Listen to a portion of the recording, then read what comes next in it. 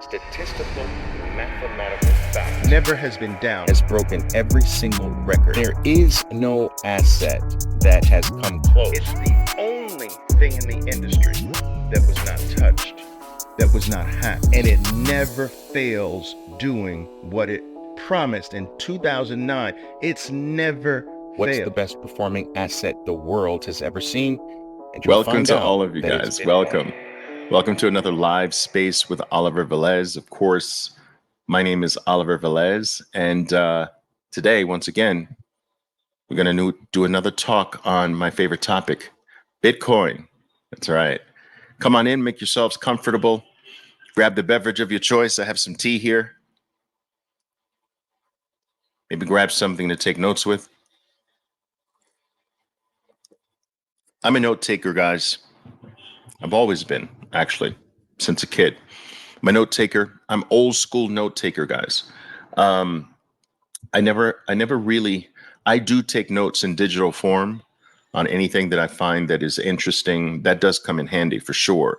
But I have not entirely left the old world of the analog world of keeping notes. There's still something. There's still something that I regard as being special about the I don't know, the physical activity of taking notes. I think that having a really nice pen in your hands and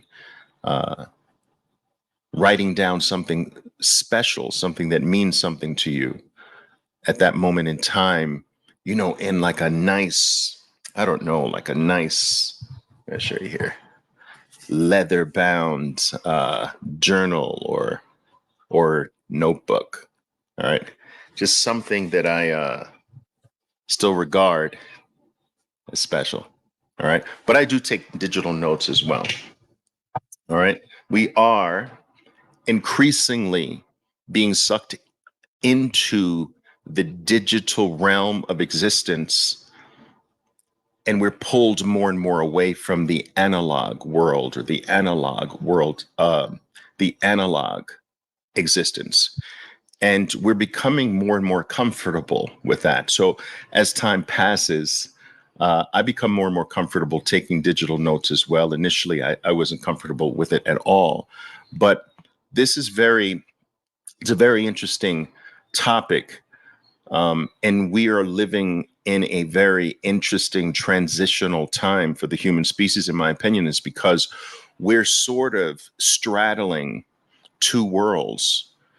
The digital world of existence, which has always existed. It's just that human beings are now, in recent times, we've been exposed to it through a series of discoveries. And more of our life is actually moving to that world. So we're actually packing our bags in a way. In the analog world and moving to the digital world. We're moving our photos there. Almost all of our photos are in the digital world now. They used to be in albums. Our music has almost entirely moved to the digital space. Our movies are there. I mean, when's the last time you actually went out to purchase a movie that you can hold in your hands and put on your shelf? All right. No, our movies have moved there. Our photos have moved there. Our mail has moved there. Now, when's the last time you licked the back of you've licked the back of an envelope with the disgusting glue and put the proper amount of stamps on a physical analog letter? When's the last time you've done that, right? So most mail is digital today via email and things of that nature. And so we are in transition. We're moving to a new frontier where it's no different, or it's very much akin to I'd imagine the new Coming to America when it was supposedly discovered, right? Coming to America, to the new land, the new frontier, and then after that, venturing west through sheer speculation. Seeking out gold in the West during the gold rush. These are transitional, key, important transitional moments in the evolutionary cycle of human beings. And I believe that we are unique because we're unique. And this time is unique for us because we're actually changing worlds. And more and more, every hour of the day, every week, every year, more of our life is there. We spend more time. We spend, whoa, I left it. Oh, it's charging. But we spend more time with in front of our smartphones today. We get our news. We spend more time being entertained in that world. All right. You might go to an analog event today to see your favorite artist or something like that, but that is a somewhat of a rare event. You spend the vast majority of your time consuming your entertainment or entertaining yourself in the new world. And Bitcoin is the item or the element, which we're going to talk about today. Bitcoin is the element of value in that world. And if we're going to live increasingly in that world, we're going to need increasingly Bitcoin in that world because it is the element of value in the new world. So why don't we jump right into the topic today? I want to discuss the possibility of Bitcoin actually being a brand new element on the periodic scale. Now, I'm not quite sure how old most of you are. I'm considered an old guy today. It's been a long time since I've studied the chemistry and gone over all 108 and had tests and exams on all 118 of the elements that have been discovered over the centuries. But we're going to revisit that topic today, and we're going to do it through this potential, this idea that Bitcoin is potentially a brand new element. It is potentially that the 119th element on the periodic table. All right, element 0. Yes, I like that. All right, so guys, let's do this. So let me just give you some background. First, I think some background's probably necessary first. Okay. There are 118 elements. All right. These elements are, if I recall properly, they're identified by the number of protons in its atoms, which we call the atomic number. Now, this will become important in just a moment, right? Now, there are, out of the 118 elements, there's only 94 of those elements, right? They occur naturally on planet Earth.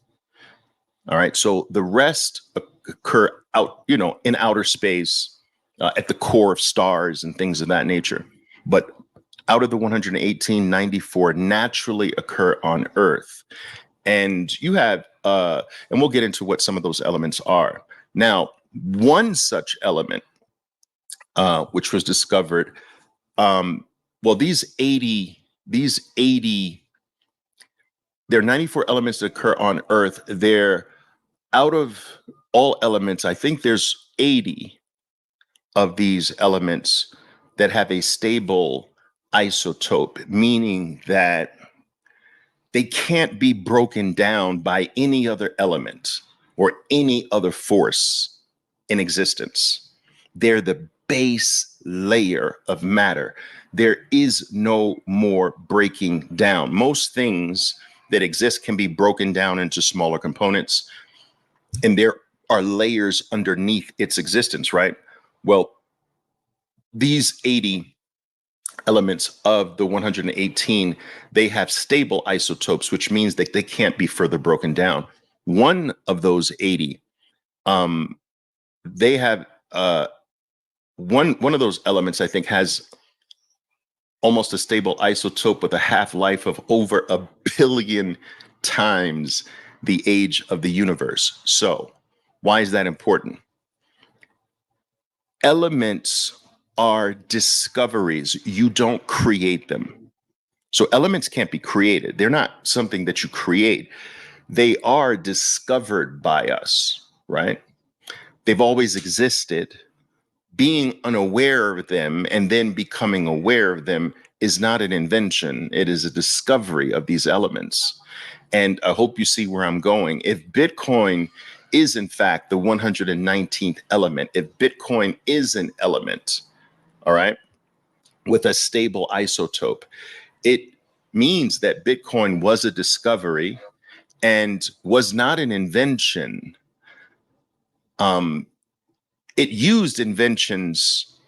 We used inventions to become aware of it, to discover it, but it is a base layer of value that has a stable isotope, meaning that it cannot be broken down further. There is nothing beneath it. It is the base layer of matter, the base layer of reality, the base layer of value in the context of this talk.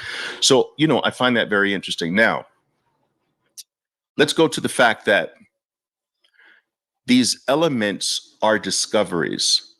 Now, some of these elements were known since antiquity, right? So elements like gold, AU is the symbol of the element gold, right? AU, you probably remember that from chemistry class or from your trading. AU, gold, silver, AG. All right, these early discoveries, they were often based on practical observations such as the use of gold for jewelry and things of that nature. But these are elements that we've known since antiquity, right? And so there are other elements that through the course of our evolution, we became aware of.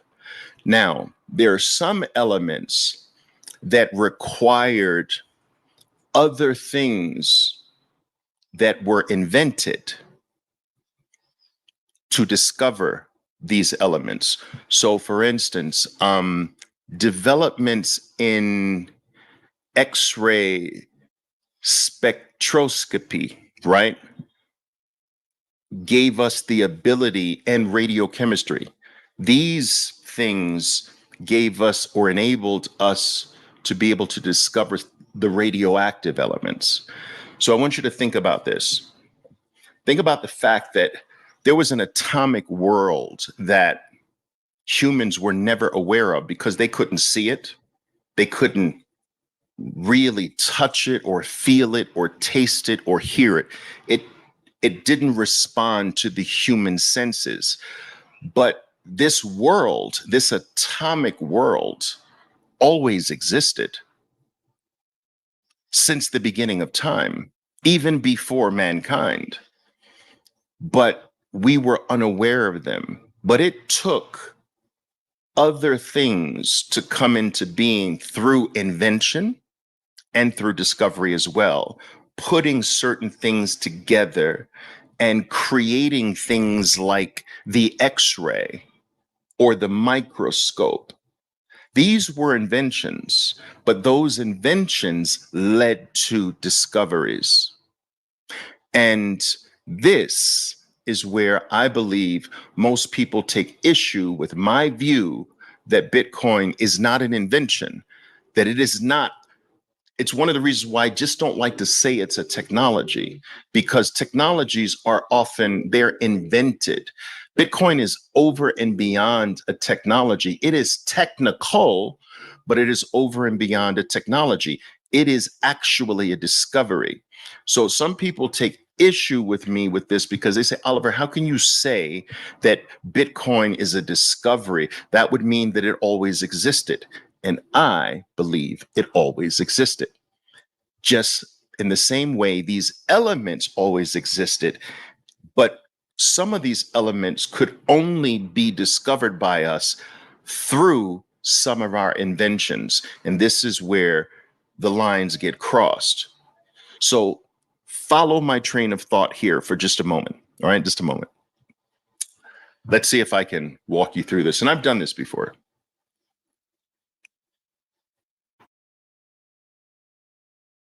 Satoshi Nakamoto, whoever he, she, it, they were, right, used a variety of things. He used certain discoveries. He used certain technologies. He used things like SHA-256. He used things like the hash algorithm. He used these things and kind of put them together in this unique way, and voila. Oh my goodness. What do I have here? I have something I thought maybe never existed. I've discovered digital value, digital scarcity, actual scarcity. You see, people, scarcity is not a man-made thing. We have tried to create a version of human man-made scarcity. We've done this through laws. Like, for instance, what's a man-made version of scarcity? In this town, we don't allow by law any building above 4 floors. Okay? That is man-made scarcity. So now real estate is only available in this region 4 flights up. Okay? And so it is scarce in that no one can build a 5th floor in this town. That is by an order, a law. That is man-made scarcity.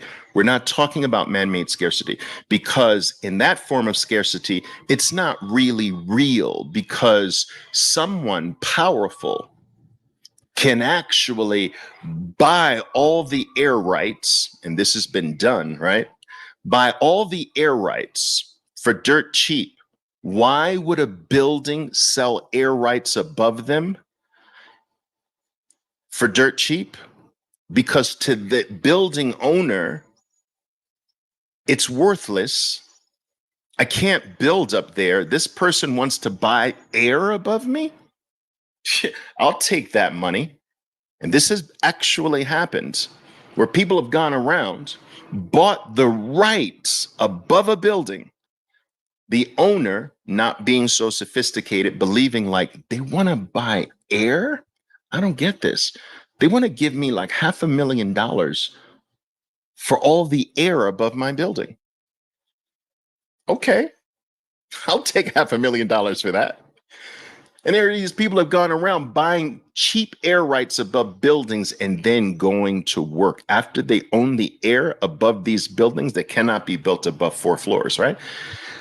Then they put their lobbyists to work. They spread some money around to the politicians and get the freaking law changed to now 10 floors. Law change. Now in our town, we can build up to 10 floors. But now the owners of the buildings only have rights up to 4 floors. They sold their rights from for the 4th floor to the 10th floor. Instant tens of billions of dollars, just with the stroke of a pen. This is the form of scarcity that we as humans have become accustomed to. We have become accustomed to a man-made, false, pseudo form of scarcity. Another pseudo form of scarcity, Apple stock. So Apple, right now, you can look this up. Apple has 16 billion shares outstanding. 16 billion.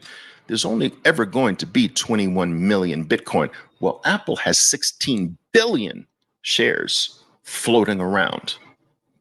Now, that number, as big as it is, used to be bigger.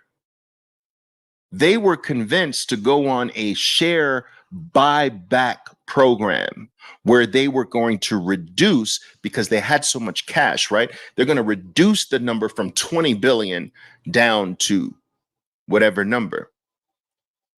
So Apple's shares outstanding have actually become less, which one can argue Apple has become more scarce. 20 billion to 16 billion, but it's a man-made scarcity, because the same way they chose to take some of the shares back through purchase, they can go the other way too. This is not the most valuable scarcity that we can be exposed to. The rarest, the special form of scarcity is a scarcity that does not come from a human being.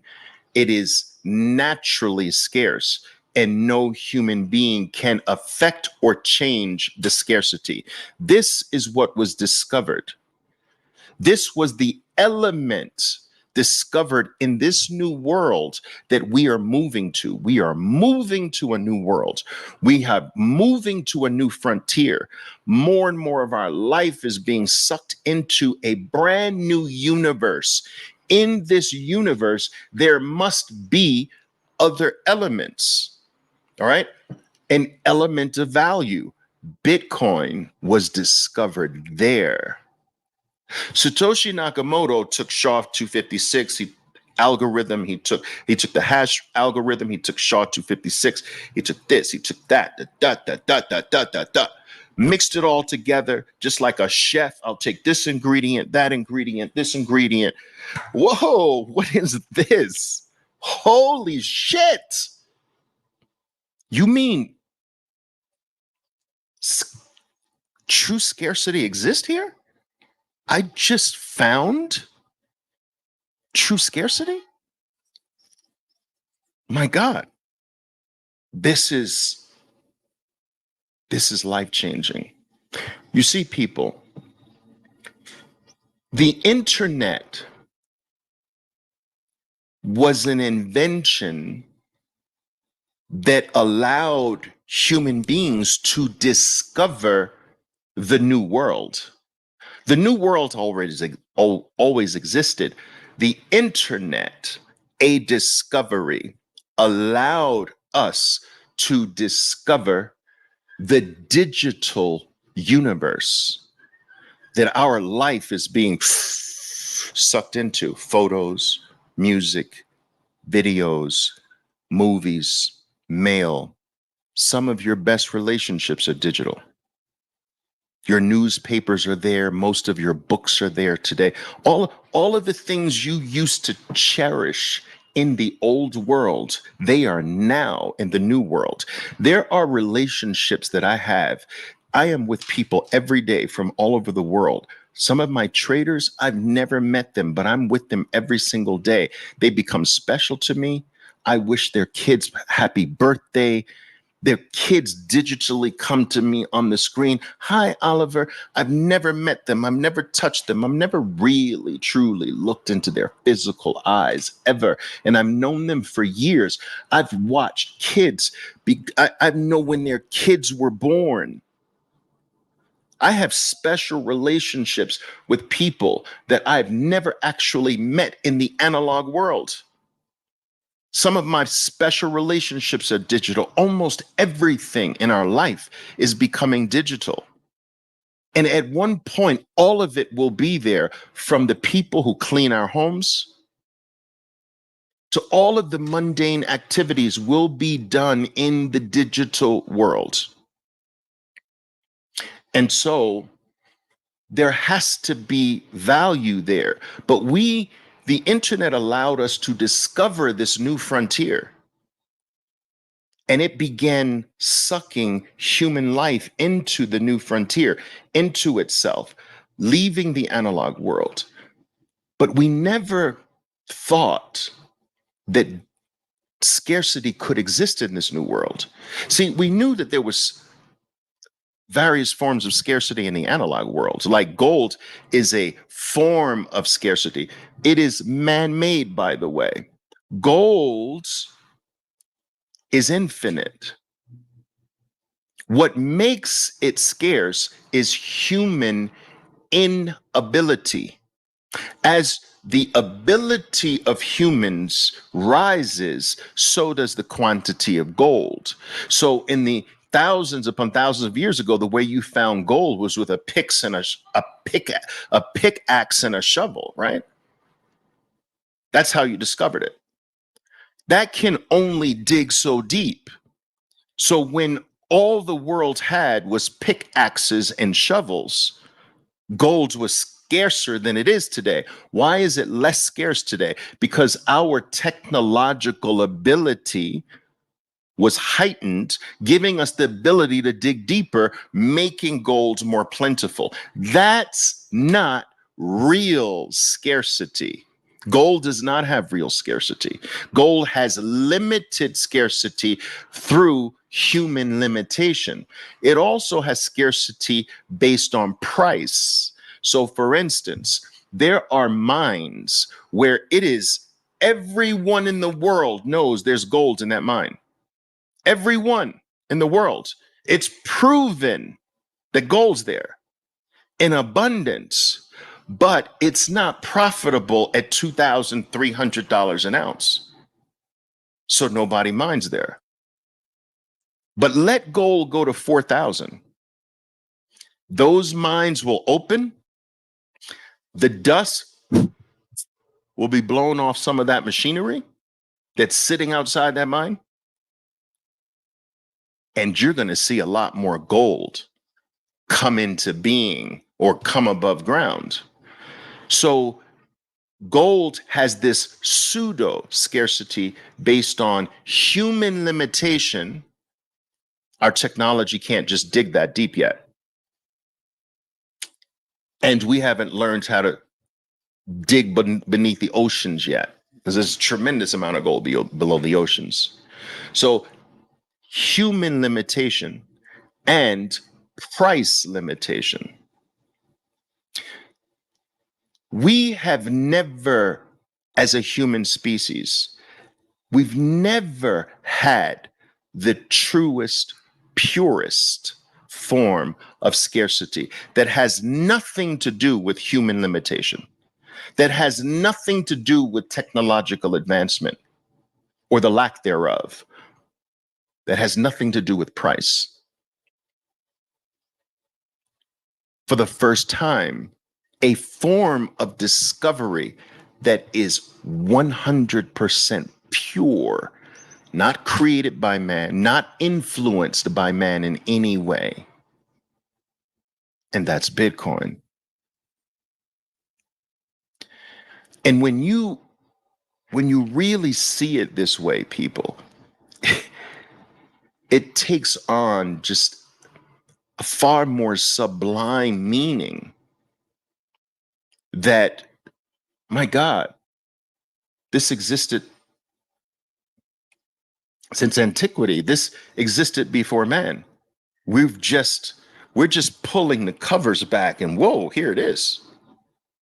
Satoshi discovered the internet, helped us discover a brand new world,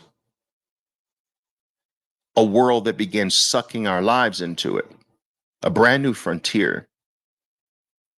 Bitcoin, Satoshi helped us discover that in that new world, there is something of value. And it's not just valuable, it's absolutely, mathematically, provably scarce. And on top of being scarce, it is finite. We've never had contact with anything finite. Bitcoin's the first element to be absolutely finite. Wow. Wow. And provably so. This is not a theory. This is not a concept. It's maths. And so Bitcoin, this brand new element of value, was not created by Satoshi. It was found by him. And you can't take blockchain technology. You can't take one piece of the ingredients that he used and say, oh, this is the special thing. You know, a chef will tell you that I know what makes this. You love this dish from a chef, and if you go to a great chef and you say, "Oh, it's the paprika. It's the paprika that made it so wonderful, isn't it? The paprika." The chef's gonna laugh at you, right? It's like, no, it's not any one thing. It's just this unique way I put the shit together, and only I know how to do that. Right? That's what the chef's going to tell you. It's not the paprika. So anyway, this is where people confuse. Like, but Satoshi created it. No, Satoshi was the chef, and out popped from his mixture. Whoa, he discovered, digital scarcity. Now, before Bitcoin, we tried. So we understood that, okay, we're moving to this new frontier. We understood this. We're shopping there. We're browsing digital shelves, looking at digital images of the items that we want. We understood. We're buying our books there. We're watching our movies there. We understood this. We're viewing art there. We're listening to music there. So understanding that we're living more and more there, we tried to create a form of man-made scarcity in this new world, in the digital world. We did it the only way we know how. We tried to do it the only way we know how, through laws. So we came up with things like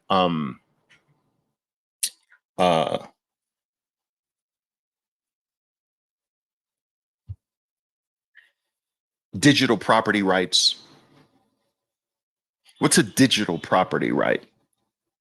Like, you have the right to this digital item, but no one else has. So we did it through laws, which I explained to you is not a true form of scarcity. Brand rights and digital property rights laws and, things of that nature was our attempt as human beings to create a version of scarcity in the new world. But Satoshi's breakthrough was we don't have to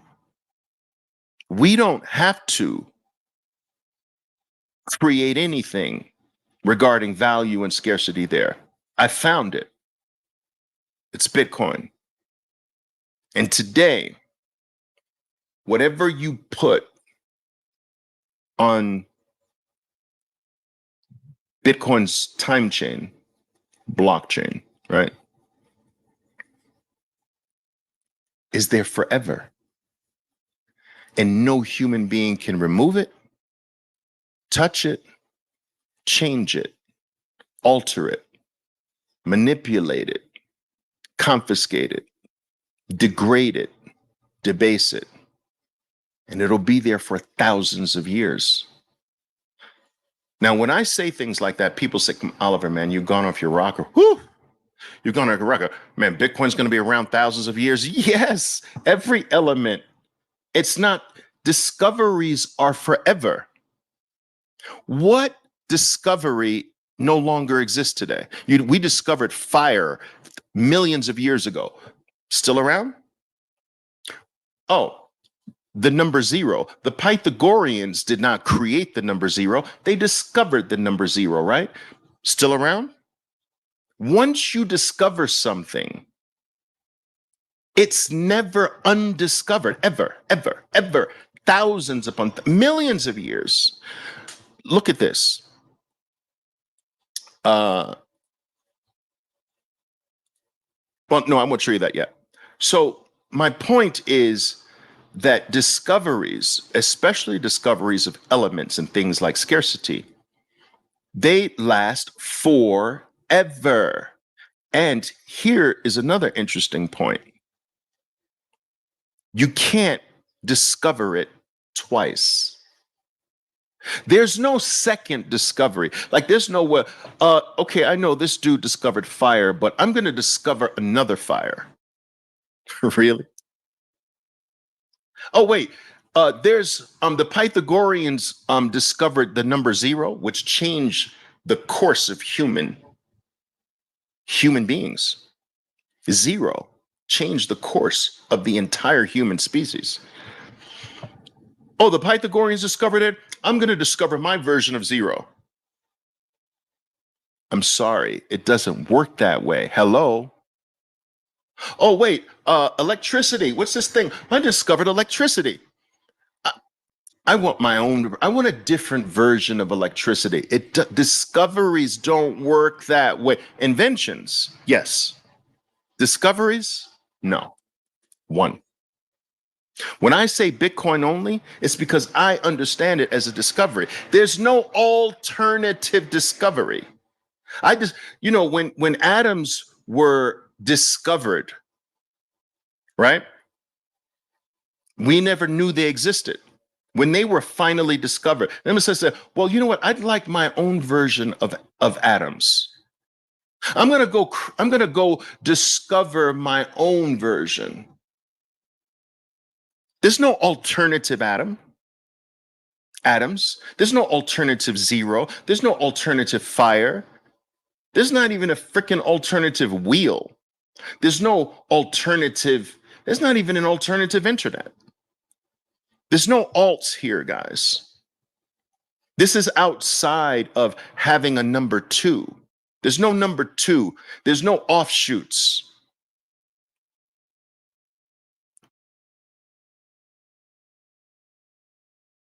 That's my view, and I'm sticking to it.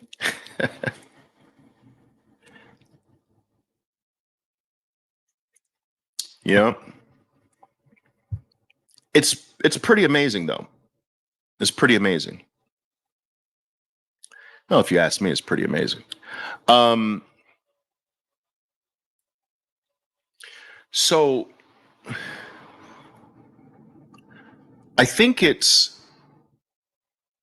I believe it's important to view Bitcoin in this light. It's truth, in my opinion. Viewing it this way is truth, and it compels one to place it in its proper place. We need value in this new world that we are being sucked into. And we need scarcity. We need a place of safety and security in this new world. And Bitcoin delivers all of that.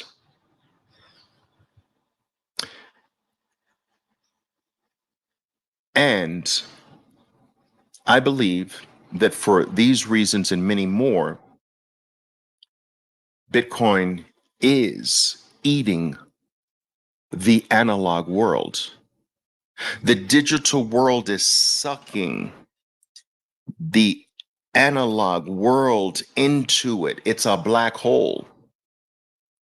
And it's sucking it into, and anything of value in that world is being sucked into Bitcoin as the holder of the value. Now, let's talk about why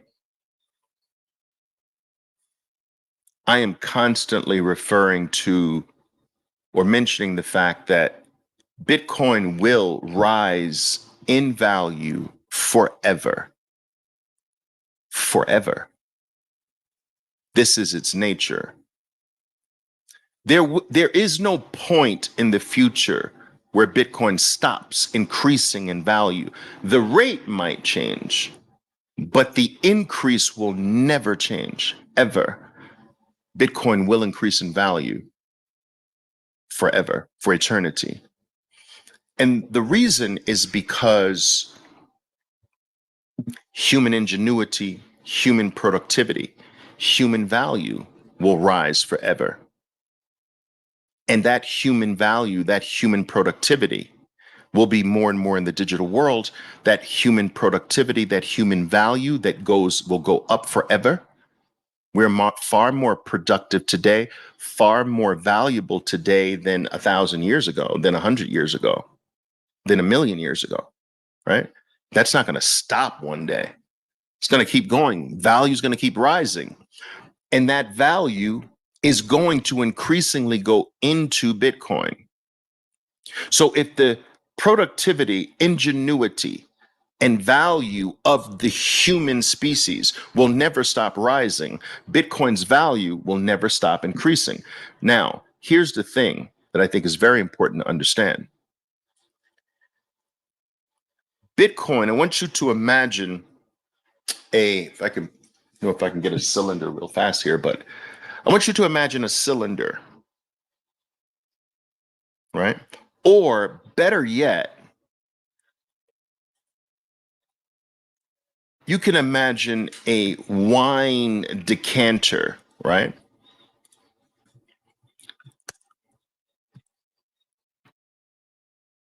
Let me show you this.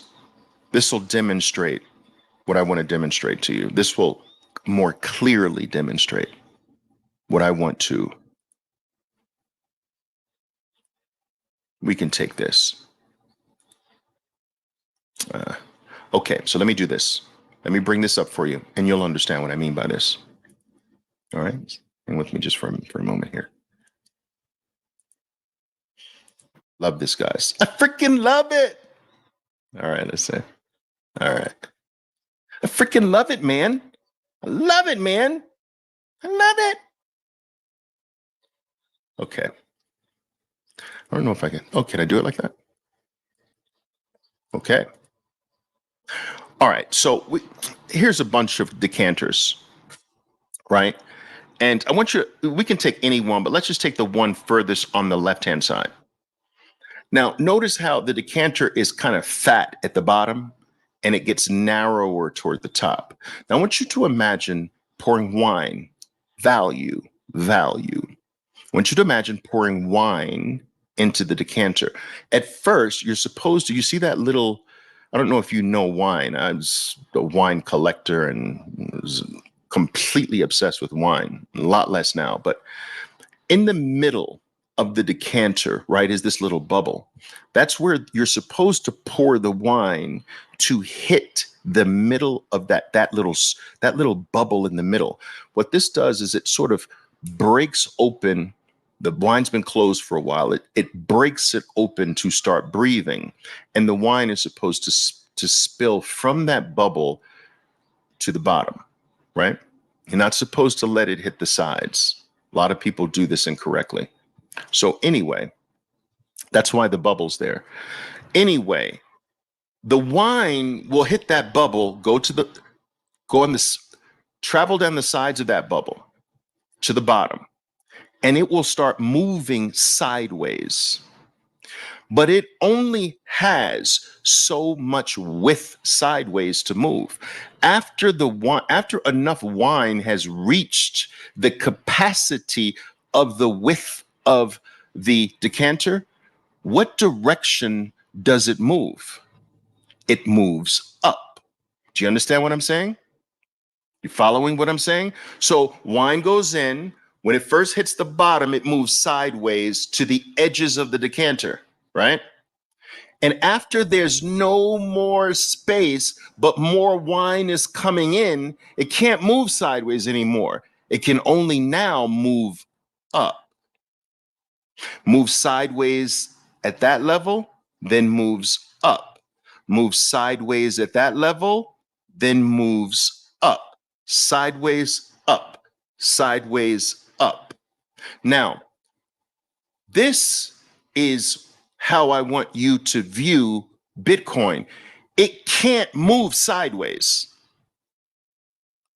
There's 21 million. Do you understand? That's sideways. It can't move more. And so, as you continue to pour value into the 21 million marbles in there, right? The only thing that can happen is the value rises because you can't create more.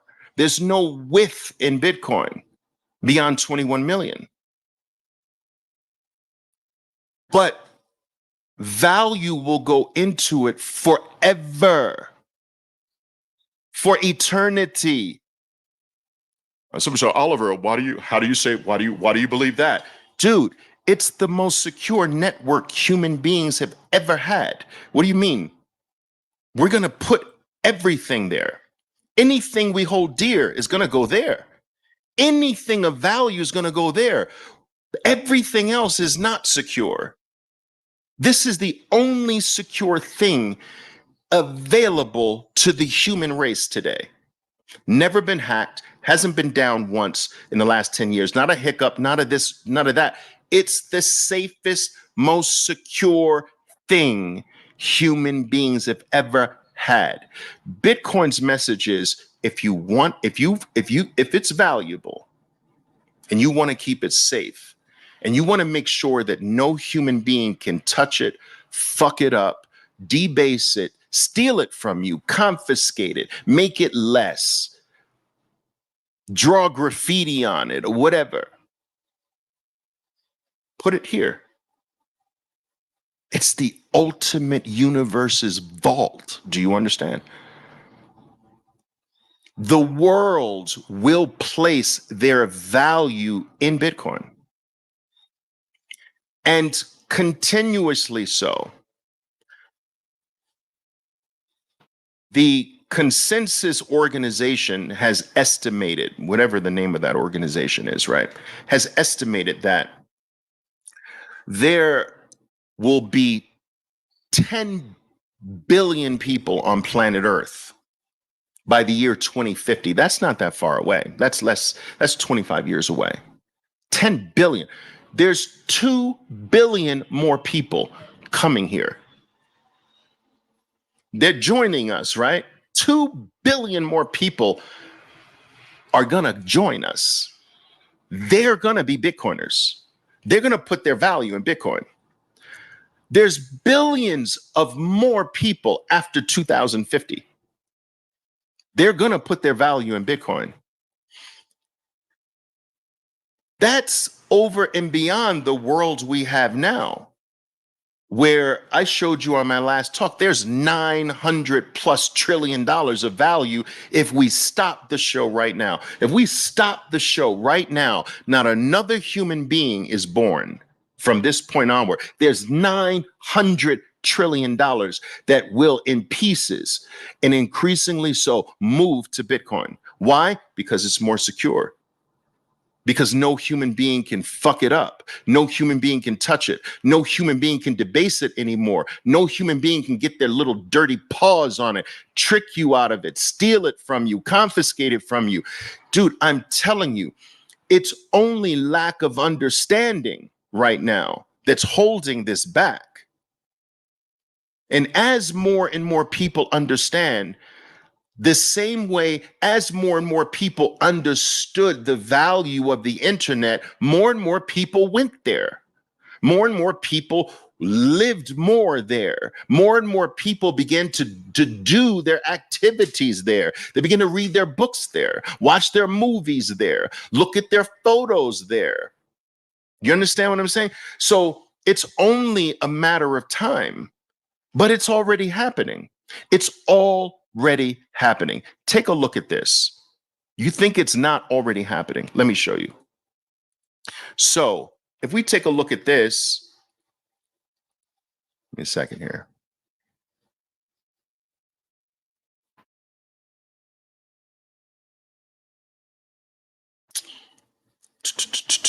I'm gonna get this.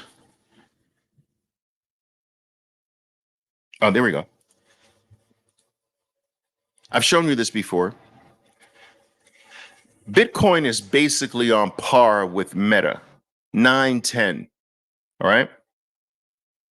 1.344 trillion, both of them. Okay. So let's call it 910. Bitcoin is the 10th, is in the top 10 of the most valuable things on earth, including one of the oldest elements to ever be discovered, gold. AU, remember? Gold. That's number one. But gold has a 6,000 year head start. Yes. So in 15 years, Bitcoin catapults to position number 10, top 10, 15 years. Wow. That's insane. Imagine your kid top 10 in the world in whatever he does, and he's 15 years old. Are you kidding me? That's a wonder. You understand what I'm saying? So it's eating the world. By the end of 2025, I believe Bitcoin is right under gold. In a very short period of time, you're going to see Bitcoin go to 9, 8, 7, 6, number 2. That's my view. That's not financial advice. That's just where I think it's going. Right now, all Bitcoin has to do is get to 160, maybe even less. 160? It's a freaking stone's throw, guys. That is a freaking stone's throw away. 150, 160? Huh. It's going there. Number 2. It's eating the world. And increasingly so, the value that gets put there that can't go sideways, so it only can go up in price. It can only go up in value because it can't go sideways. All fiat currencies go sideways every single second of the day. They're going sideways. You understand? There's more of them going sideways, more supply every second. While we've been talking here, I've been talking for how long? 51 minutes. In 51 minutes, billions of new dollars came into existence. You see, that's sideways, but not Bitcoin. Bitcoin can't move sideways. So the more you put in it, the higher it just goes. There's no width to Bitcoin. There's only vertical ascension. It's very powerful. When it's inelastic, its supply is inelastic. We've never had something with this supply inelastic. We tried to create it, no buildings above the 4th floor. That's inelasticity created by man, which can be broken or bought or stolen. We've never had inelastic supply of anything. And this is what was discovered, not created, discovered. It's wild. It's wild. Now, so we see that Bitcoin is eating the world.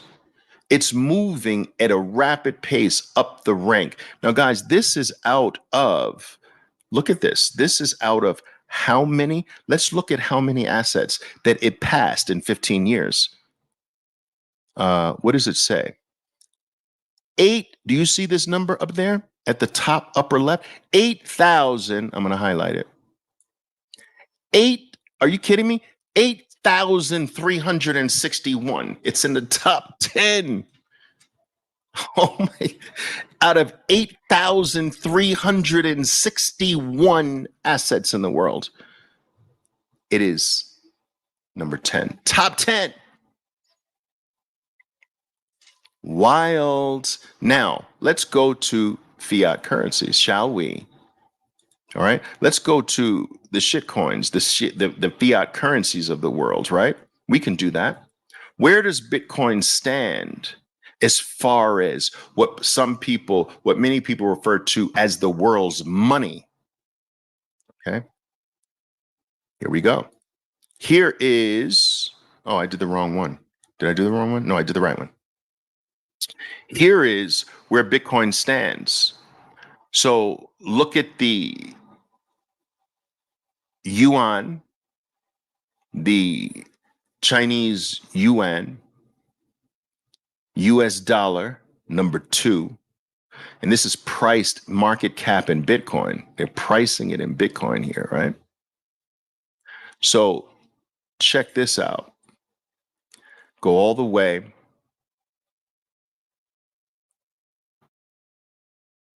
And you'll see Bitcoin.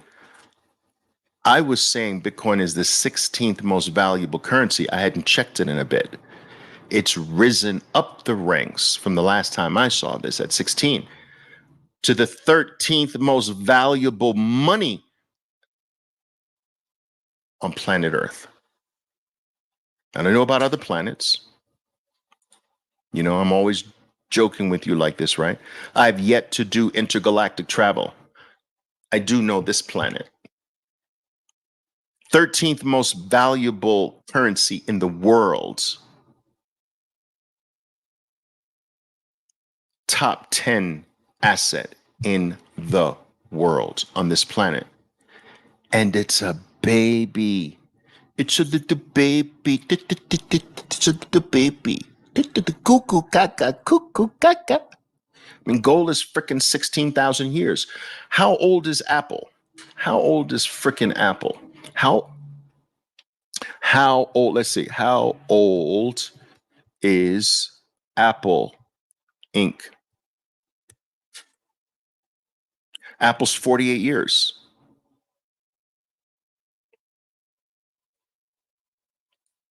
Apple's 48 years. Microsoft's what, 46 years? Right? 15 years. It's a baby. And it's quite interesting that it's the newer, younger. It's the newer, younger things that actually have the highest value.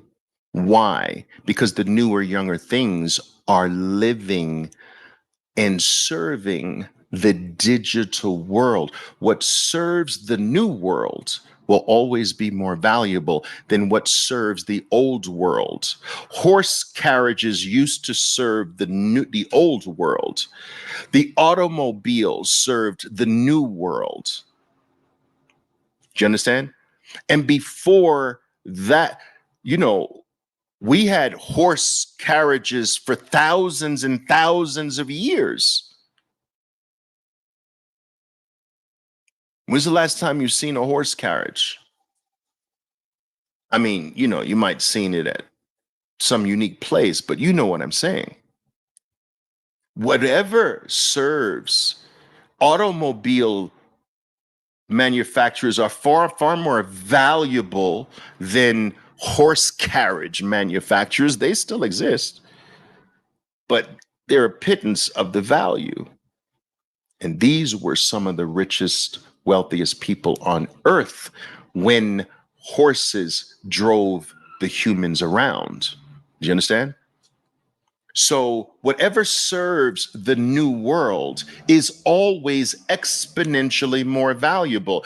And whatever is part of the new world is always exponentially more. So, not only more in value, just more. So, for instance, there's more digital photos on your phone than on in your albums today. Your mother might have albums still. Your grandmother might have albums under the coffee table, but I guarantee you've got thousands of photos on your phone and you don't have thousands of physical photos. More. An analog phone, remember the analog phones? I don't know if some of you probably don't even know what an analog phone is, right? But an analog phone, analog phone, remember the phones with the cord on it? My mother had one in the kitchen, and she had a super long cord on this phone in the kitchen so she could walk around the whole kitchen while being on the phone talking to her sister while cooking, go to the refrigerator. It was super long and it was a pain in the ass because whenever I had to use the phone, I had to untangle this cord. It would all get gnarled up. You guys, some of you guys remember, you know what I'm talking about. That phone today, right? That analog phone today,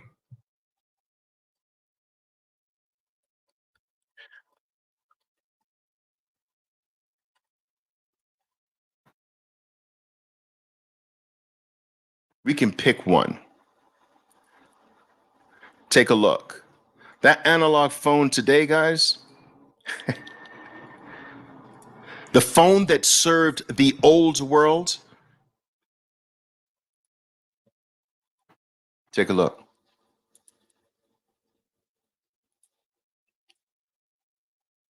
That's $16.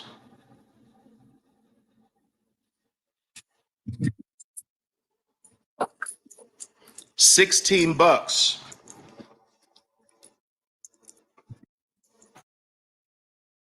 This phone,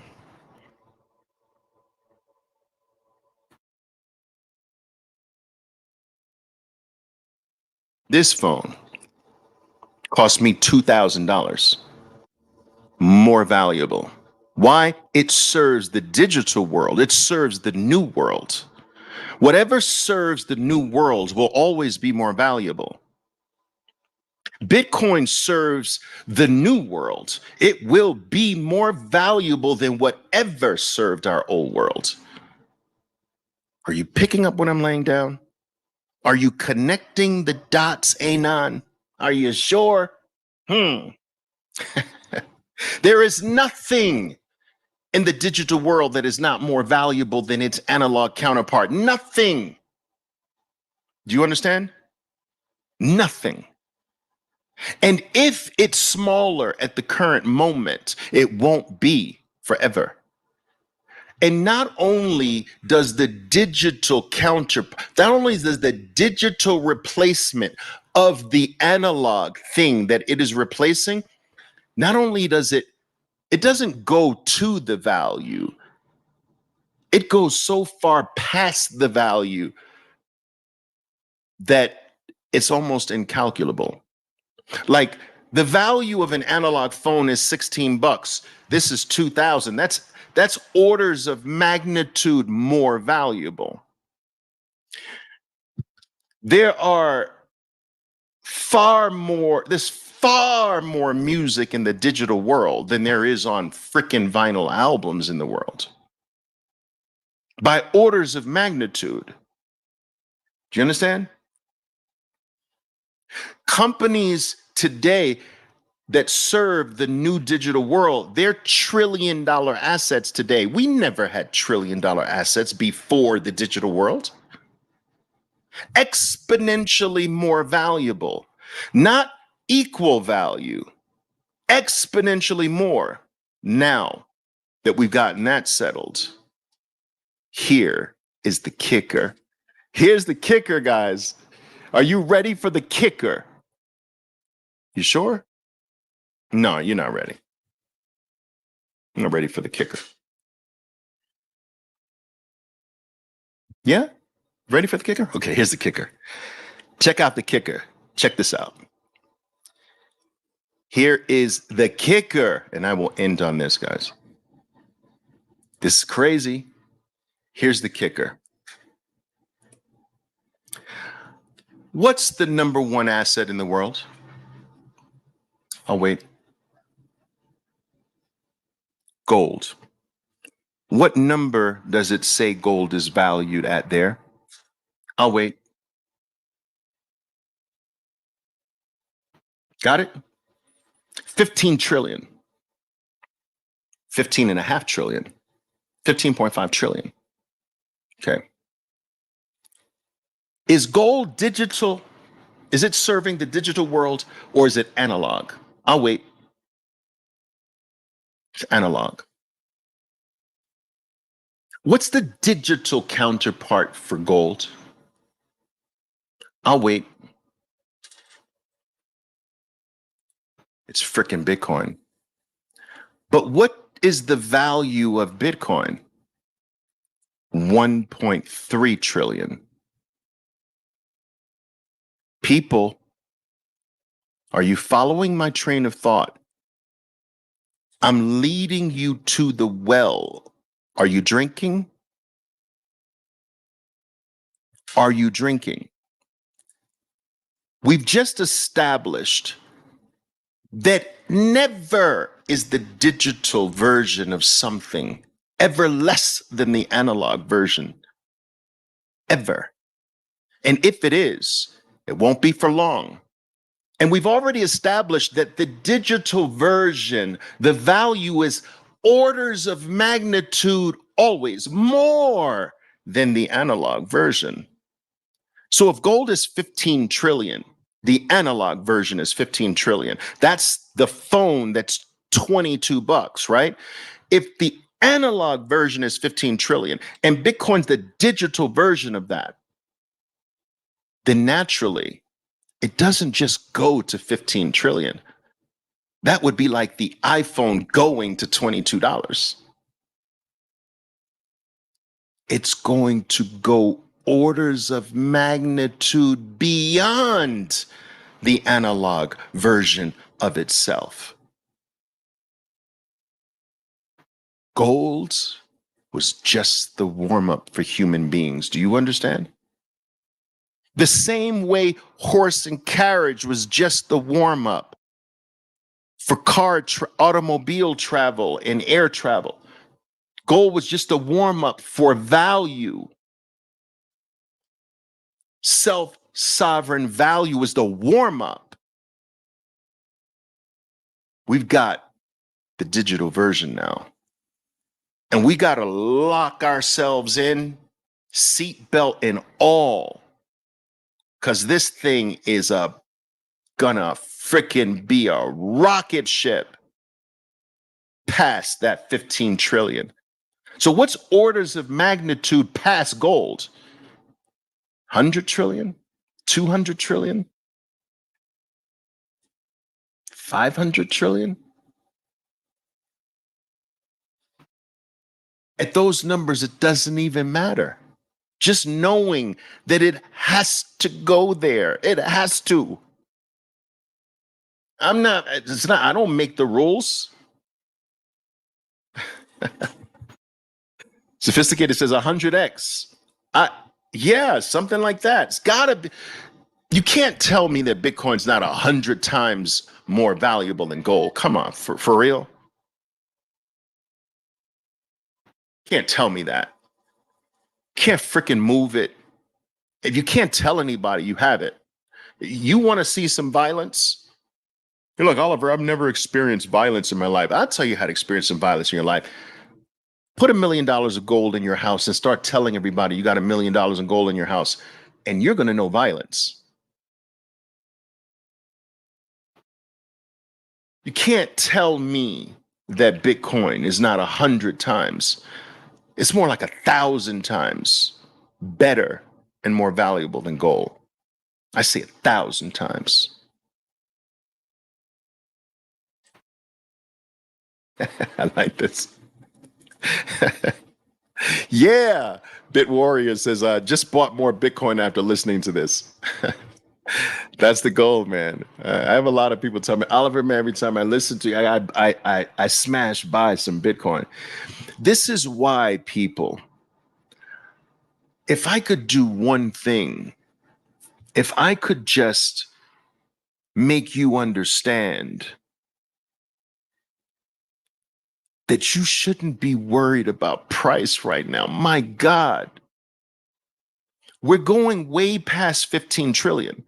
Like, these prices are going to look you're going to feel silly that you were worried about whether you bought it at 67,000 or 65,000.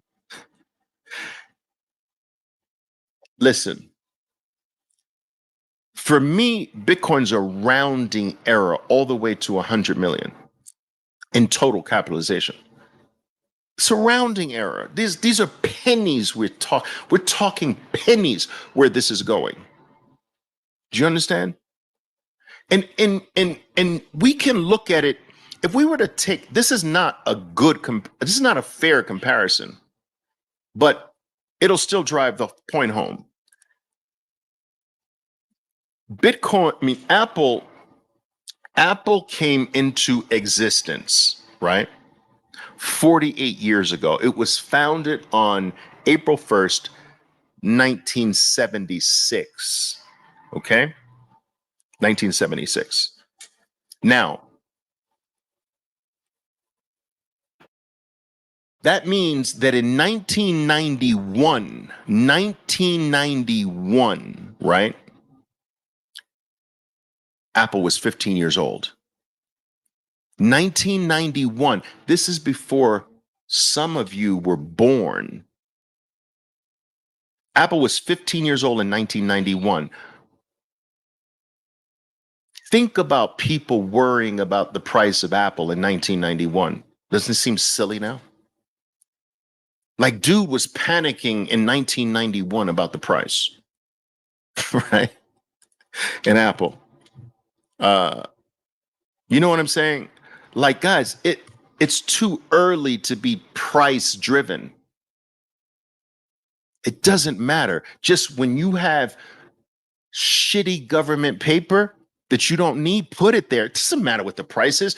Mr. 100, this dude or this country, this nation state organization, wealthy and super mega wealthy person has been buying at 100 Bitcoin at a clip every single day since mid-November. This dude is not concerned about whatever the frick the price. It doesn't matter, 30,000, 40,000, 70,000, 60,000. Doesn't matter. 100 Bitcoin at a clip, 100 Bitcoin. Whoever's behind that knows this is a rounding error. Price means absolutely nothing right now. Zero. Oh, well, Oliver, is it overbought? Dude, that's like saying, is Apple overbought in 1991? It's just that's the thing that I wish above all that I could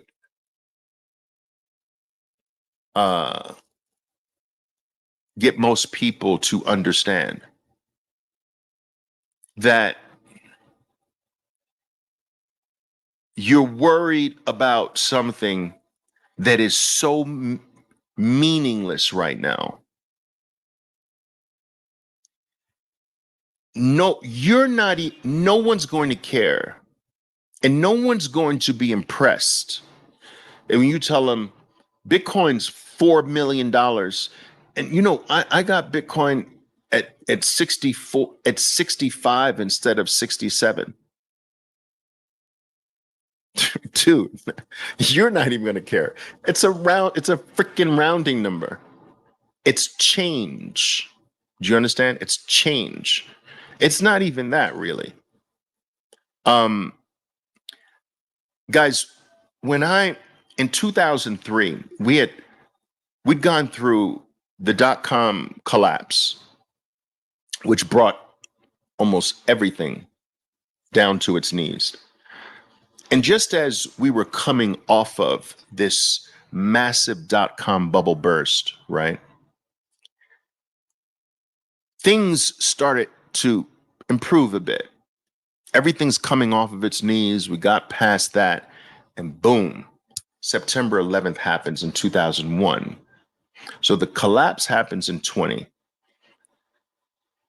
In 2000. Collapse, start coming off of our knees. Okay, things are better, and boom, the Twin Tower disaster, right? Twin Towers come down. That puts another blow to everything. Okay. And there's a longer story I won't go into now, but one day I might talk to you about it. But what that killed for me, that was the final nail in the coffin for something I was working on really enormous, in the billions of dollars. And it killed everything. But after that 2001 collapse, things started to show signs of being worthy to be looked at again.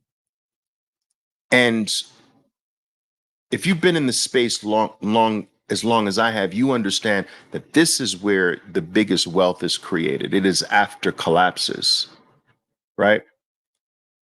And so I realized in 2003 that now's the time for Amazon.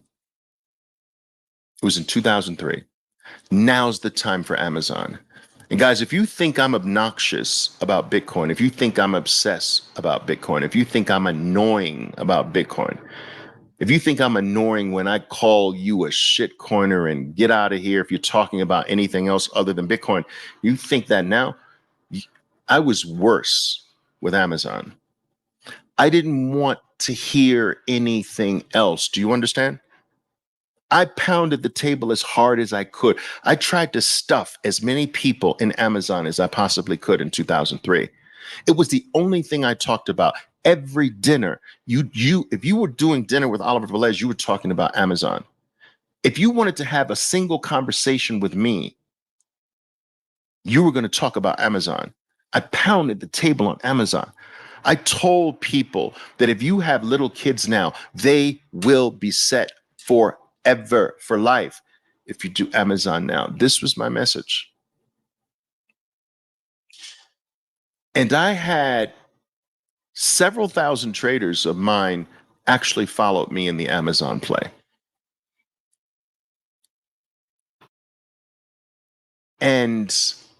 But only about 15% stayed the long run. I got rid of almost, not all, but I got rid of almost all of my Amazon in 2021 for Bitcoin. But I rode that whole wave. 15% of my group held through the whole wave, and we continued to buy. Now, the 80%, you know what they did? The 85%, you know what they did? We got into Amazon. This was pre-split numbers. So we're talking $7 and change. All right, $7, $8 in that price range. Now, split adjusted, that would be, I don't know, $1 something, maybe. But this was before it split. Anyway, Amazon worked its way pretty rapidly to a double. And they took it. They took the double. Some took more than a double, with the idea that that it shot up too fast. It's got to pull back. I'm going to get back in under 10 or under 8 or whatever again, whatever. And they never could do it. They never did it. They were worried about price too early. And I've seen this error my whole 43 years in financial markets. I've seen it over and over again. The worrying about price too early is the massive, what's the word I'm looking for? Impediment to wealth accumulation. Obsession with price too early. Bitcoin has only half of 1% of the world's. That's all. It is the 10th most valuable asset on Earth. It's the 13th most valuable currency on planet Earth. And it's accomplished that with half of 1% of the world. Just a little drop.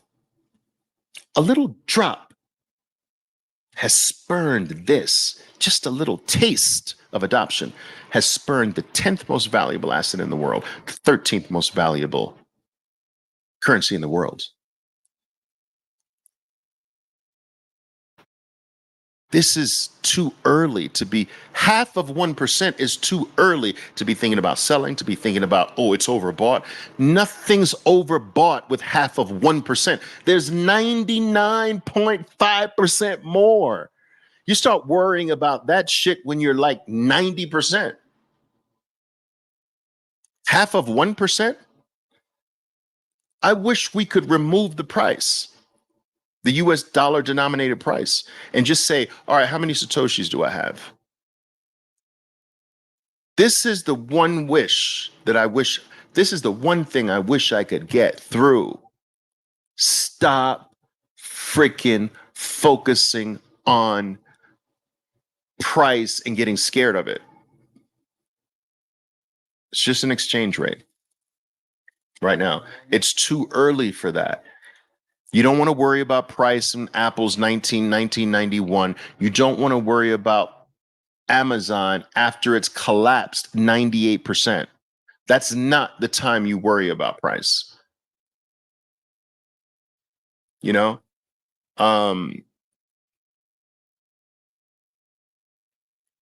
We're too early in the game. And wealth will never come your way if you're this way. It will never come your way. You know, your wealth is in the sitting, guys. Not in the moving, that's not wealth, that's income. There's a difference. But wealth, especially generational wealth, that's in the sitting, your ass down and standing still.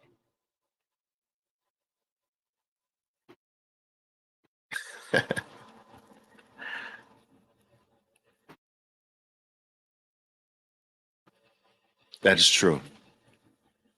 We learn to evaluate ourselves by means of the language of price, so we have debased ourselves. Yeah, price is information. You know, it's information. And price has been co-opted, so it can't be trusted today. Price is no longer free. It's been captured. Price has been captured.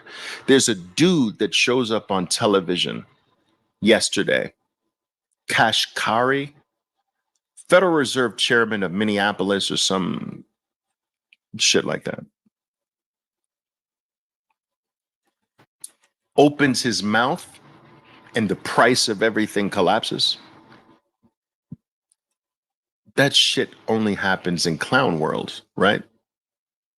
Like no human being's mouth should be able to move billions or hundreds of billions of dollars of value. That's freaking broken. One dude can open his mouth?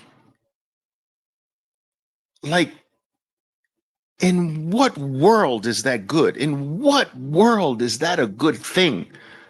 That my value, the value that I worked for, I busted my ass giving my time. And this dude can open his mouth and affect my value. Dude, I'm telling you, Bitcoin fixes all of this bullshit.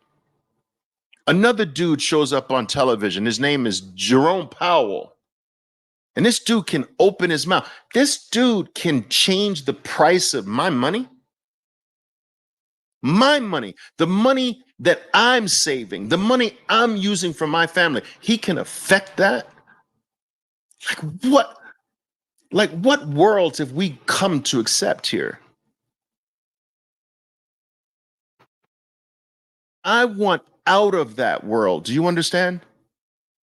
We're going to Bitcoin where no man's mouth, no man's words, no man's deeds, good or bad, can have an effect. It's the safest, securest spot in all of existence. And I can breathe easy there. I can breathe easy there. I can sleep like a baby at night.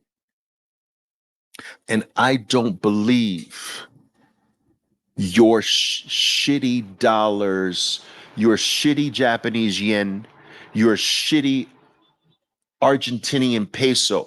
I don't believe what your shitty paper tells me about my Bitcoin. I don't trust it. I don't trust you. That is you control that.